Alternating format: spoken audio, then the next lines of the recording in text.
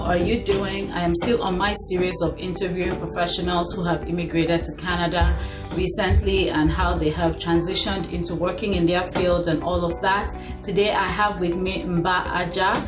He is a banker from Nigeria. He's had the various diverse banking experience and he has successfully transitioned into banking in Canada, and today he will be sharing his journey with us. So hang on, this is going to be a very interesting interview. Lots of tips and things to learn. Honestly, have your pen and paper ready because you're going to be walking away with a lot of tips. If you know anyone that is recently relocated and needs to hear this, share this video. You don't want to miss it.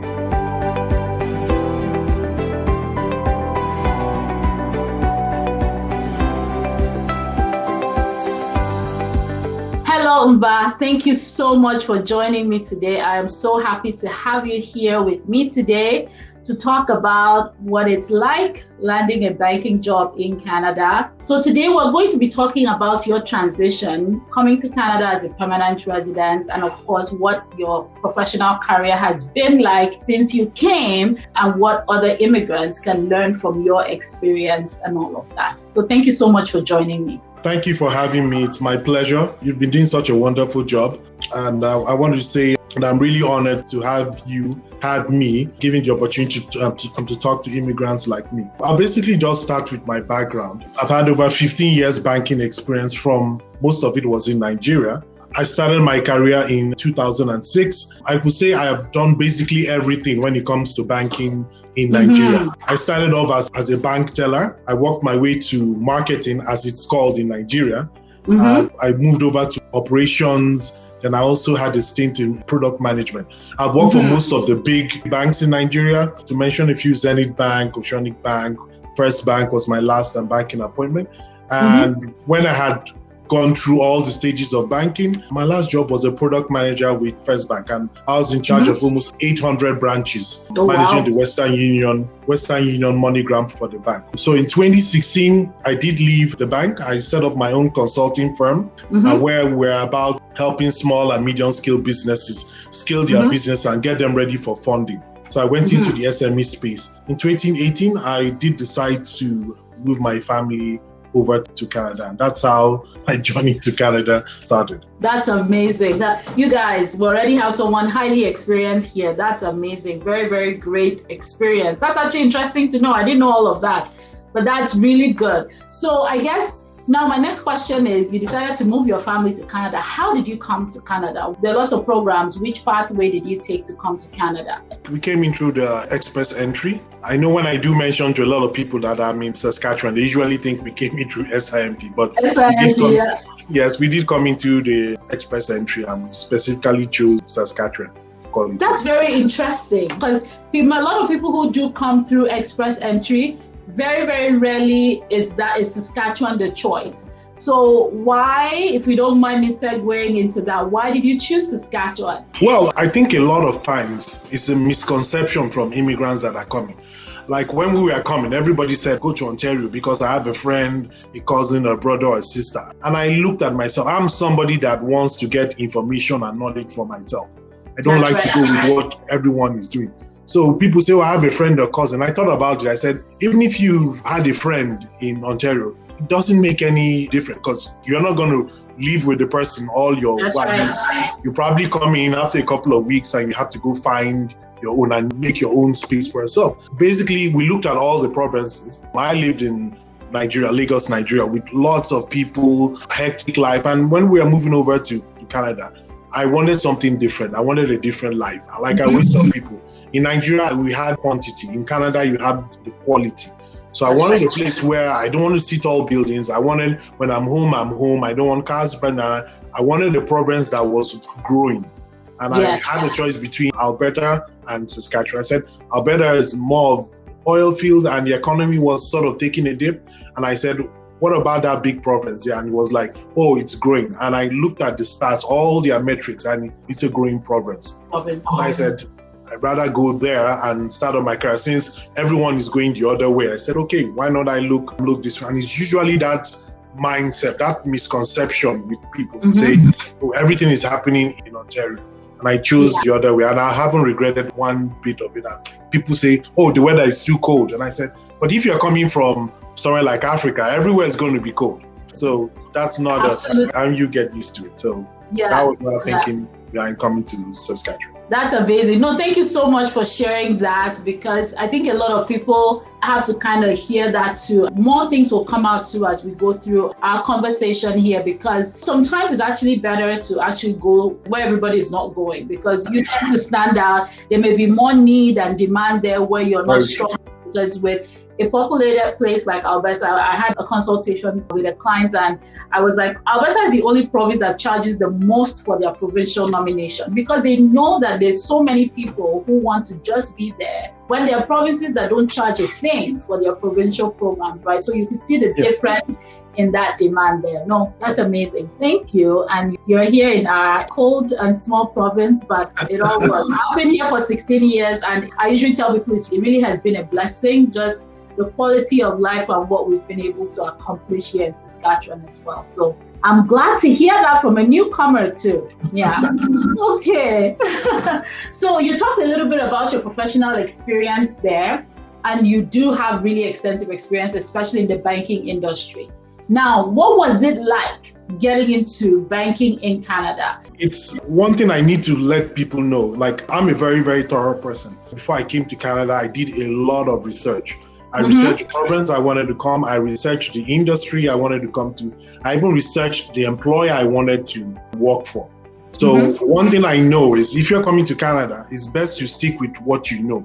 Start from the known before you go to the unknown. Before I came, people were like, oh, I want to go into business analysis. Again, the bandwagon effect most people.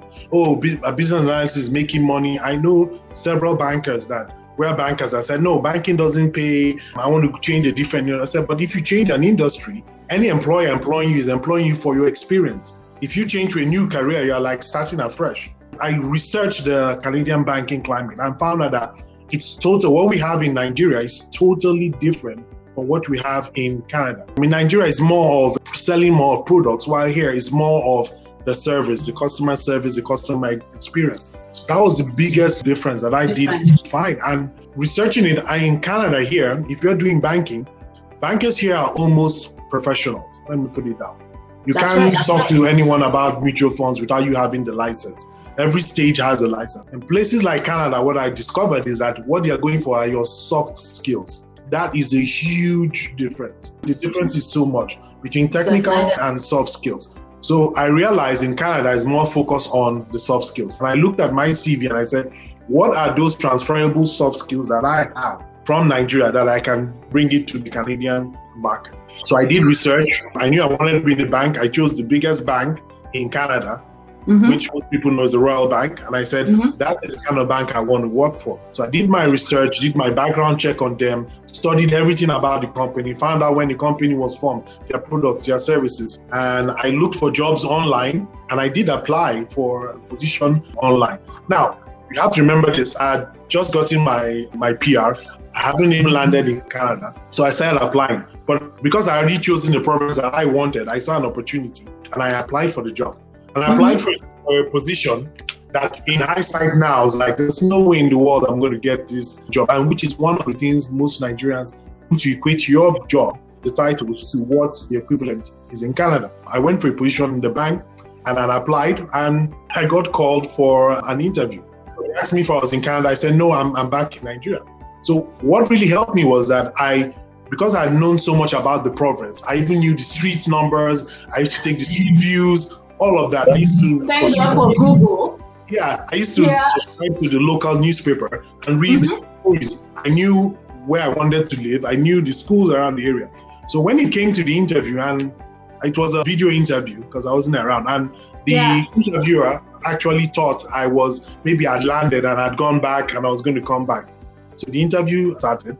So when they explained to me in the interview what the job was, the enumeration, how many years experience you need there and then, I said, there's no way I'm going to get it. I don't even know the first thing about that. So in a way, that sort of helped me because at that point, I was just myself. I was like, there's no way I'm ever going to get this. So I was just very free in the interview. I talked candidly. I mean, we had some malfunction, like computer was Technical issues. malfunctioning. Yeah. Yes, I never knew how to use the video conferencing. So halfway into the interview, I had to dial them on my phone, and I didn't know what to do. When we got back to the call, and if you know how Canadians are, they never start anything formally. They always do the small talk before they get into the main gist. Then they go main gist. Yeah. So she started off with small talk. I was like, okay, this is more like my friend. And I started talking. At some point, we switched into, okay, tell me what your career is about. And I was like, what's happening here? But yeah, because I was already relaxed and I was like, okay, this is no big deal. And she was amazed that I was telling her situations of things in Canada, even though I hadn't been to Canada. Questions like, okay, how are you going to build your network? I said, okay, well, like we do in Nigeria, you could do cold calling, you could go to this mall. And she was like, oh, you know this mall? I was like, yeah, I know this mall. And she was like, oh, you know, to cut a pretty much long story short, we went through everything. And when we were done, then she did ask me, you landed in Canada, when are you coming back? I said, I haven't landed in Canada. Wow, and she must have been blown away. She was so shocked. She was like, how did you know all of that? I said, well, I did a bit of it. She was really blown away that how come you have so much depth, so much information, you haven't even landed in the country. We had that interview and we ended the interview. Then I reached out to a few people online about the position, and they said, no, you must have had maybe 10 years experience working in Canada. I just ruled out my mind. And I did have a friend who was in Canada. When I told him my experience, he said, no, don't think you've messed it up. That, look, this is Canada. It's more about your soft skills. When I finished the interview, I sent the interviewer an email saying, thank you for the opportunity. And also let her know how my skills were suited to the job. I said, thank you. And she was fine with it. I think a week later, I did get a call. And when I saw it was her call coming through, I was like, oh, I'm never going to get this job. So she called and she said, okay, well, your interview was okay. We've gone with someone else. I said, yeah, of course. But she said, you were one of the best, if not the best person in that interview. So I was like, what? She was like, you're the best person. And as a bank, there's no way in the world they can afford to lose a talent like me. Oh, and amazing. Taking my permission, that is it, please, can they refer me to another unit in the bank? But they don't want to lose a talent like me.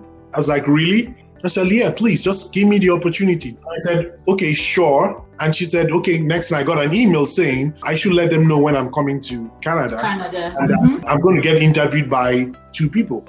So fine. I said, okay, fine. So we did land in Canada in January. It was pretty cold.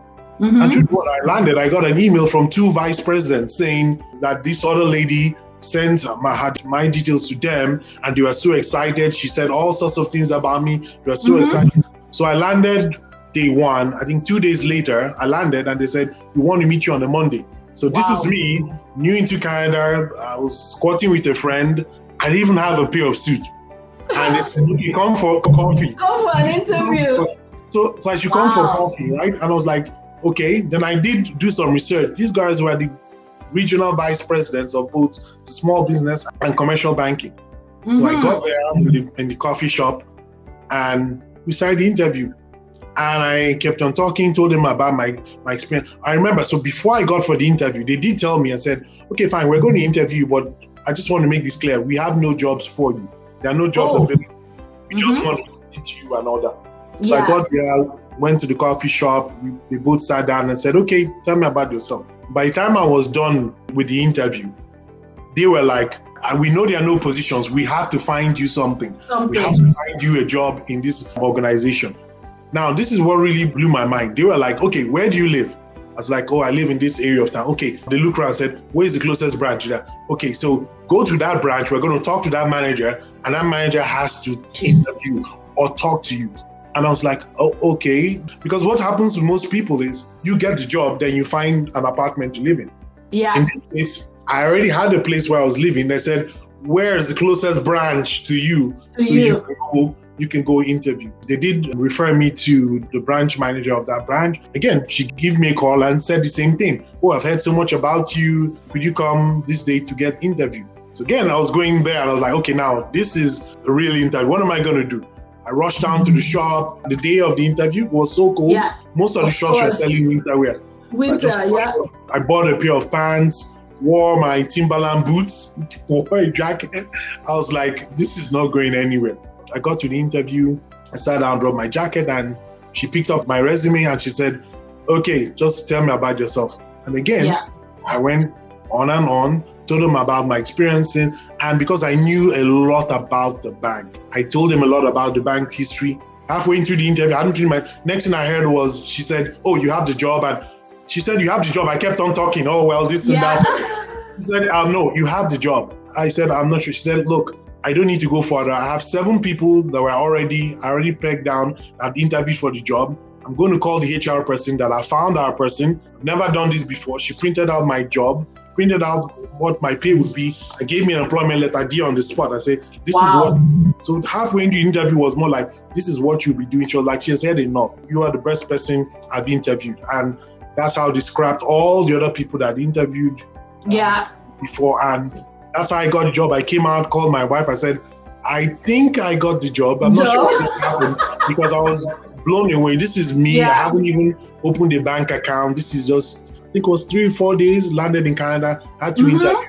I already landed a dream job that most people would have spent a month. So it was amazing. That's amazing. And thank you so much for sharing in such level of detail and just sharing exactly those steps that you took, because I think that's what a lot of people struggle with. Actually, like, what do we do? And just to recap a little bit of what you've said. So Mba has said that one of the things that he did was research the company. Okay, I think the first thing he said was going with what he knows. It's not, you relocating to a new country is already such a huge move that is not the time to change everything you've already known. It might not be the best thing. It doesn't mean that it's not possible, but it might not be the best first step at the time. Going with what you know, because like he said, it's whatever opportunity that you would get is going to be based on the experience that you have. So going with what you know, what is that experience? Where can you fit in?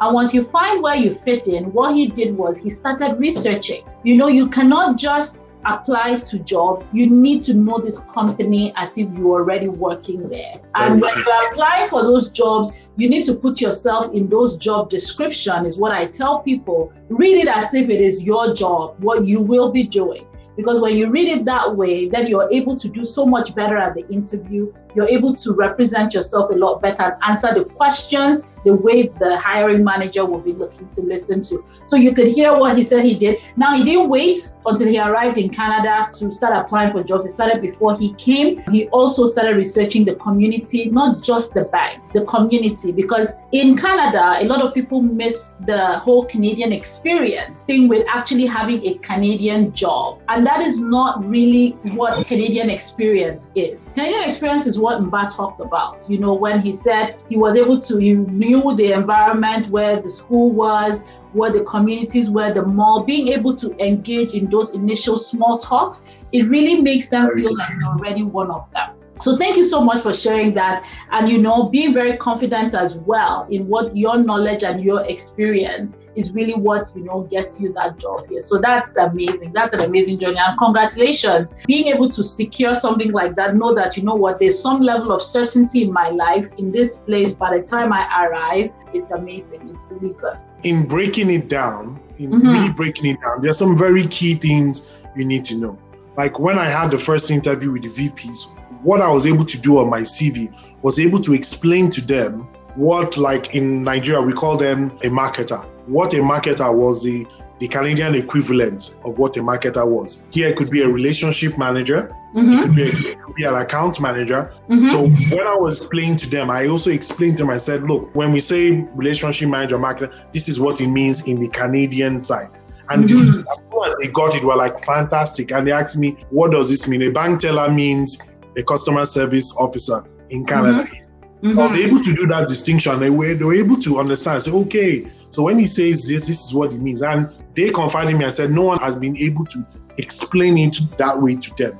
And so that's one very useful tip. And another thing you have to understand, and which is what I did too, I studied Canadian etiquette. What are those things? When you're in an interview with Canadians, maintain eye contact, be confident, know how to give small talk, make sure you are audible. Like I had to change, and people don't know this, I had to even change my accent. I had to learn how to pronounce the word Saskatchewan. I had to know how to discuss the weather and say, how is the weather? They like to have their small talk. And like she said, when an employer says, Canadian experience.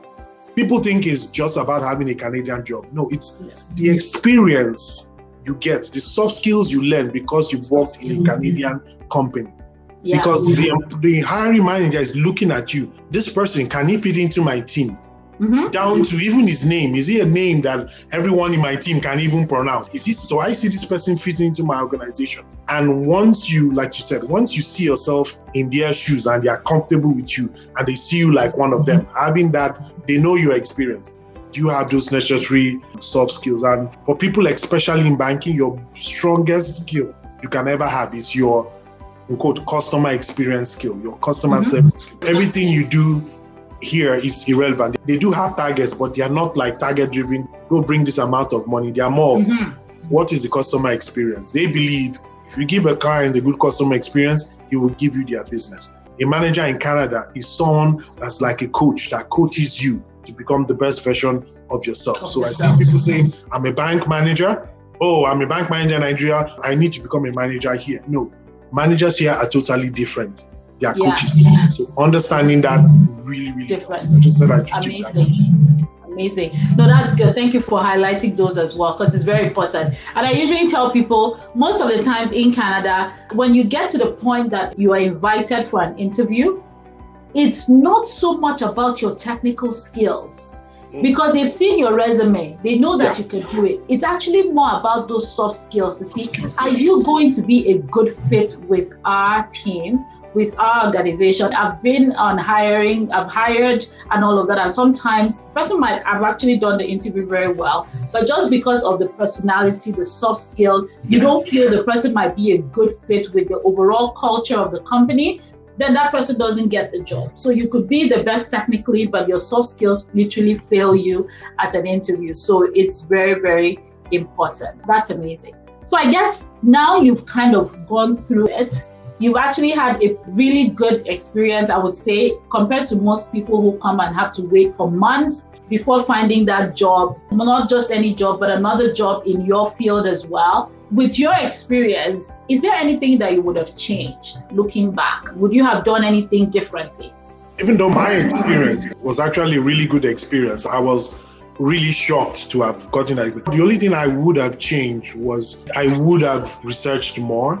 What I know right now, because I know the key is more about the soft skill, I would have spent more time developing my soft skill, because truth be told, when I got into the role, I had to do a lot of catching up. I will go to any meeting and I'll meet the senior vice president that is still talking about me and said, you are the one that the manager was all going crazy about. Everyone's expecting you. I was like, wow, they've blown my trumpet too well. Am I going to meet up with? But I found out I had to adapt to the Canadian culture, the way they did things, and also do my role as an advisor in the bank, attending to clients. And if I could do anything, I would have spent most of my time focusing more on the soft skills.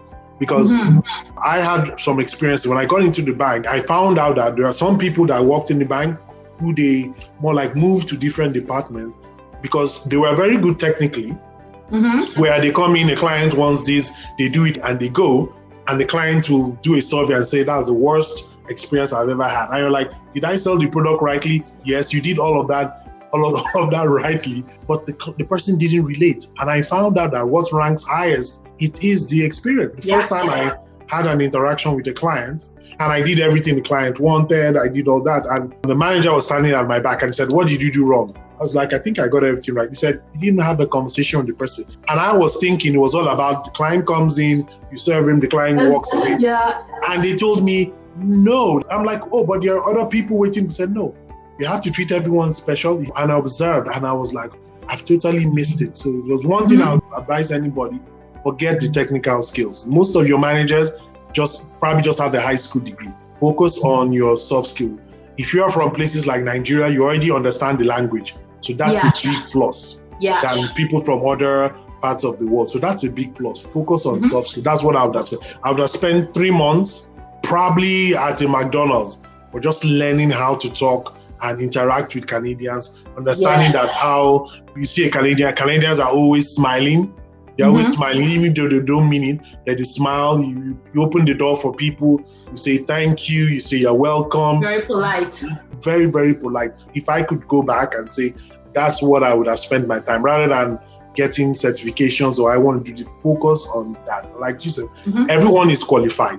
Your competition is qualified. You have competition from India, you have competition from all over the world, you have Europeans coming. We are all qualified. What we miss out is that soft skill, and that's the one thing I would have changed. Thank you very much for sharing that, because people underestimate that, and I know that on our social media page I do get that message out just to remind people what are those soft skills. Like, don't go into an interview and be all technical and not relate to your interviewer and things like that.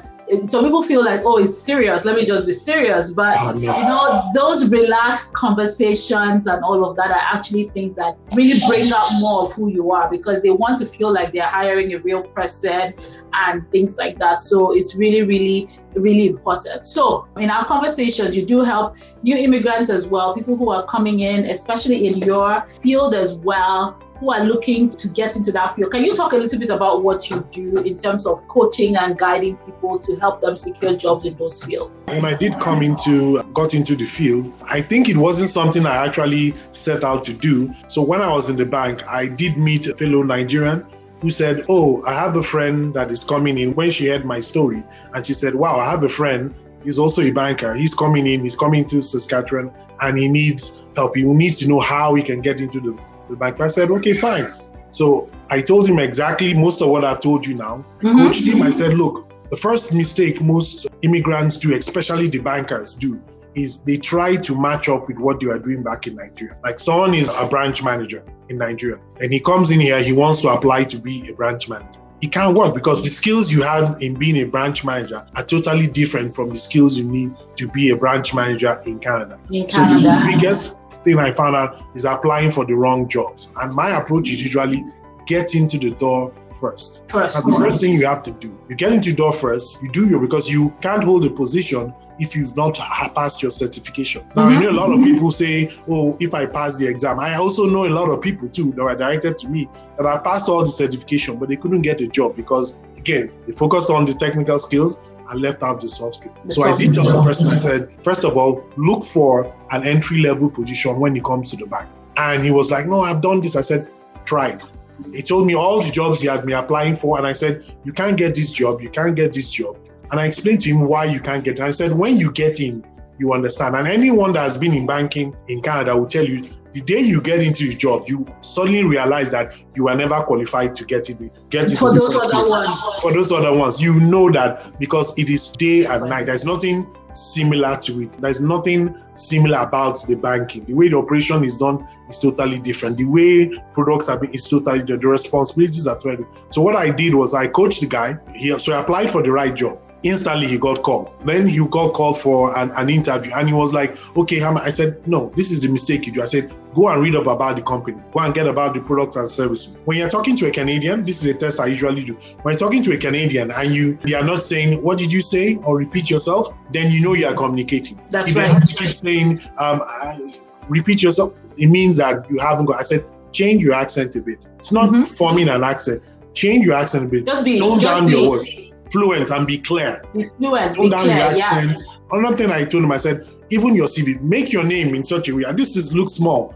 I said, change your name in such a way that they can even pronounce it. So if your name is Coyote, you can just say K. Something easy. So the guy went for, and this is a true story.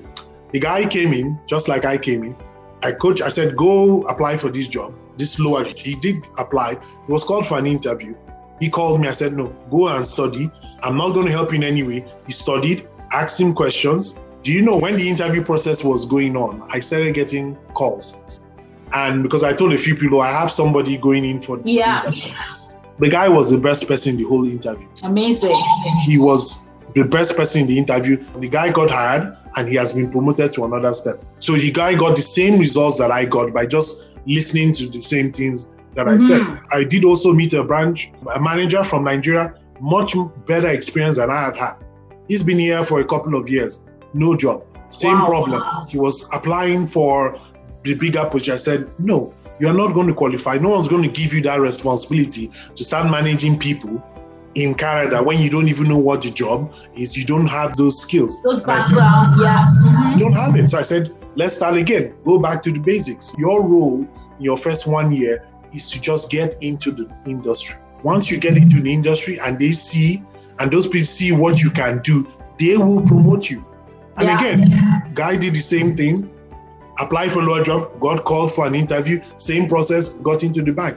And before long, I started getting calls from different people. I'm at this stage, I'm at that stage, and I'm like, interview, this is what you focus on. And it's not something I set out to do, but I just found that just giving those little tips, I've gotten so many people from who have been 1 year, no job, they've gotten into the industry. I know people that have even switched jobs, some that were at the stage of doing an interview. Then I now realized, I said, wow. So these little tips, as small as they are really, really important. And the final thing I would do close with, always, I know from the part of the world where we come from, we don't really value advice when it comes to advice. It's not really valuable. We keep thinking, oh, I know what to do. When you see people that have experience, I said experience is not the best teacher. Other people's experience is the best teacher. So I say, when you see people that have had experience, Florence has been here 13 years. I've probably been here, this is my second, going to my third year. She has a lot of experience when it comes to Saskatchewan, the industry, the market. Work on those experiences. Look for people in those areas, in what you want to. Let them give you independent advice. Do not go with what everyone is doing, because everyone can be wrong. When I came, people said, you must have a Canadian education before you can get a job. You cannot get a job in the banking field if you don't pass your certification. Exactly. You must be landed in Canada before you go. I broke all those stereotypes. I joined the bank. The bank paid for my professional exam. I literally got a job before coming into Canada. I didn't get any Canadian education or anything, and I got the job. Now, because of I got the job, when I talk to people, they all of a sudden say, you don't need that. So it's all here. If people say it can't be done, you just automatically feel it can't be done. And I know people that came in a year before I came in, went back to school, got a full Canadian education, only to come back to the same spot where we both are right now. So I'm not saying it's wrong to get a Canadian, but I'm saying sometimes don't listen to what people are saying. Try it out for yourself. Believe in yourself, believe in your skills, and follow your own path. Absolutely. No, thank you so much. It's really, really important. I even found that even like in the accounting field, like I've had people who would just reach out to me, oh, this is what I'm doing. And the same strategy again is the same thing. Like there are certain jobs that you cannot just be applying to and say, I've not gotten a job. Knowing the right job to apply for is as key as you getting that job. It's so important. And I'm so happy that you really did 100%. Speak about that. It's so important. And also speaking to people who have done it, because it's so easy. Sometimes if you can't see it, you can't achieve it, right? But once you've seen it done, you've seen it, someone achieve it, then it becomes very possible. Because like, okay, someone has done it, so I can actually do this as well. And sometimes your circle might not actually have someone who has achieved it. Look out of your circle. Look far and wide. Don't be limited to the circle that you're in. Look far and wide and see what people are accomplishing. And then that is going to also help you. You'll find yourself breaking things just like Mba did and all of that. So that's absolutely amazing. And it's really been such a great session here, just speaking with you and hearing about the experience. And also, I think a lot of people would benefit from the differences in the industry. I've had different professionals that I've had these sessions with, and I'm always actually amazed at how different every one of you speak about working in your field, in your home country, and then coming to Canada and seeing that even though it might be the same job title, it is very different and all of that. So thank you so much. For everyone listening, if you would like to have a session with Mba and you would like him to help you and coach you on how to actually get into your field here, what you need to do to get into that banking job and all of that, he will be so happy to do that with you. There'll be a link down in our description box here where you can actually schedule a session with him, and he'll be more than happy to walk you through looking at your scenarios and really advising you on what would work best for you. So Mba, thank you so much for hanging out with me today. Any final words for our viewers? Do your research. Don't follow what everyone is saying. Immigrants tend to follow the herd. They say one person is doing this. Know that everyone's path is different. So follow your own path. Know what you're here for. Don't compare yourself with other people. And it's a new land, it's a new place. I tell people when you come over to Canada, apply to Canada, the first thing you need to do is everything you've learned in Nigeria, all those experiences you have, keep it aside. Like you're a new person, this is a new opportunity. The land is different. The land is there for the taking. That's right. That's right. So don't carry all those old mentality and say, this is what is done. This is the way we do it in Nigeria. And we are coming here. Canadians trust you first till you prove them otherwise. In places like Africa, we distrust you first till you earn our trust. You can right all the wrongs of the last 10, 15 years in Canada. It's a new land and we are enjoying the fruits of it. And I can't wait to hook up with most of you that want to learn how to settle in Canada. Please just reach out. I'm more than happy to help. Absolutely. Thank you so much. Thank you so much, everyone, for listening. Share this with your friends, your family. If you know anyone who is looking to come or who has already even settled in Canada and is really struggling to get themselves figured out, settled in their career, absolutely share this video with them. You might be helping someone. Thank you once again. Thank you, Mba, and have a wonderful day. Bye.